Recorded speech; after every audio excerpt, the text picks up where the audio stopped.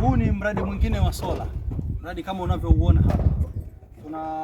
Tumefunga power inverter yetu ndani, tunavuna mwanga wa jua kwa ajili ya kutupatia nishati. Kwa hiyo tunaweza kutumia jua peke yake kupata umeme ndani bila kutegemea umeme wa TANESCO. Na umeme wa TANESCO tunao ule pale muonyeshe. Lakini tunatumia mwanga wa jua. Kwa mfano jua linapotoka kama hivi, una uwezo wa kutumia jua moja kwa moja kwenda kwenye matumizi yako bila kutumia umeme wa TANESCO.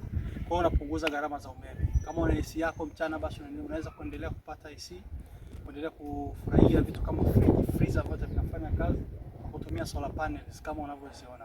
Kwa hiyo ukitaka mifumo kama hii, tucheki sisi, wasiliana na sisi, tupigie simu na kufikia popote.